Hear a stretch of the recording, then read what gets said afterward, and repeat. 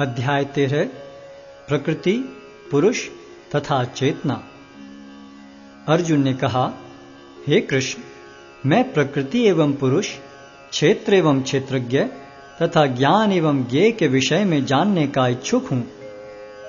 श्री भगवान ने कहा, हे कुंती पुत्र, यह शरीर क्षेत्र कहलाता है और इस क्षेत्र को जानने वाला क्षेत्रज्ञ है। हे भरतवंशी, तुम्हें ज्ञात होना चाहिए कि मैं भी समस्त शरीरों में ज्ञाता भी हूं और इस शरीर तथा इसके ज्ञाता को जान लेना ज्ञान कहलाता है, ऐसा मेरा मत है। अब तुम मुझसे यह सब संक्षेप में सुनो कि कर्म क्षेत्र क्या है, यह किस प्रकार बना है, इसमें क्या परिवर्तन होते हैं, यह कहां से उत्पन्न होता है, इस कर्म क्षेत्र को जानने वाला कौन है और उसके क्या प्रभाव हैं। विभिन्न वैदिक ग्रंथों में विभिन्न ऋषियों ने कार्यकलापों के क्षेत्र तथा उन कार्यकलापों के ज्ञाता के ज्ञान का वर्णन किया है। इसे विशेष रूप से वेदांत सूत्र में कार्य कारण के समस्त तर्क समेत प्रस्तुत किया गया है। पंच महाभूत, अहंकार, बुद्धि, अव्यक्त, 10 इंद्रियां तथा मन, 5 इंद्रिय विषय, इच्छा, द्वेष, सुख, दुख, संघात, जीवन के लक्षण तथा धैर्य, इन सब को संक्षेप में कर्म का क्षेत्र तथा उसकी अंतःक्रियाएं कहा जाता है।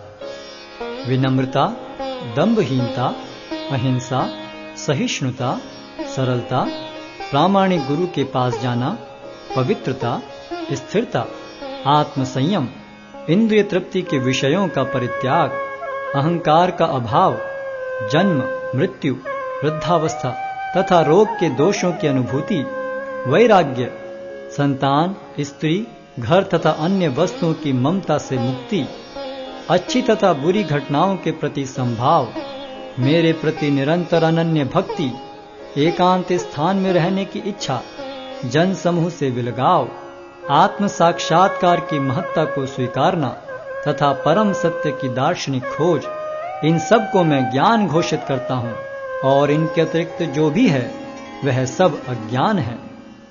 अब मैं तुम्हें ज्ञेय के विषय में बतलाऊंगा, जिसे जानकर तुम नित्य ब्रह्म का आस्वादन कर सकोगे। यह ब्रह्म या आत्मा जो अनादि है और मेरे अधीन है, इस भौतिक जगत के कार्य कारण से परे स्थित है। उनके हाथ, पांव, आंखें, सिर तथा मुंह तथा उनके कान सर्वत्र हैं। इस प्रकार परमात्मा सभी वस्तुओं में व्याप्त होकर अवस्थित है।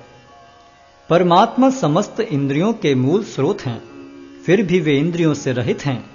वे समस्त जीवों के पालन करता होकर भी अनासक्त हैं। वे प्रकृति के गुणों से परे हैं, फिर भी वे भौतिक प्रकृति के समस्त गुणों के स्वामी हैं। परम सत्य जड़ तथा जंगम समस्त जीवों के बाहर तथा भीतर स्थित हैं। सूक्ष्म होने के कारण वे भौतिक इंद्रियों के द्वारा जानने या देखने से परे हैं। यद्यपि वे अत्यंत दूर रहते हैं, किंतु हम सबों के निकट भी हैं। यद्यपि परमात्मा समस्त जीवों के मध्य विभाजित प्रतीत होता है, लेकिन वह कभी भी विभाजित नहीं है। वह एक रूप में स्थित है। यद्यपि वह प्रत्येक जीव का पालन करता है, लेकिन यह समझना चाहिए कि वह सबों का संहार करता है और सबों को जन्म देता है। वे समस्त प्रकाशमान वस्तुओं के प्रकाश स्रोत हैं। वे भौतिक अंधकार से परे हैं और अगोचर हैं। वे ज्ञान हैं, ज्ञेय हैं और ज्ञान के लक्ष्य हैं। वे सबके हृदय में स्थित हैं। इस प्रकार मैंने कर्म क्षेत्र, ज्ञान तथा ज्ञेय का संक्षेप में वर्णन किया है। इसे केवल मेरे भक्त ही पूरी तरह समझ सकते हैं और इस तरह मेरे स्वभाव को प्राप्त होते हैं। प्रकृति तथा जीवों को अनादि समझना चाहिए।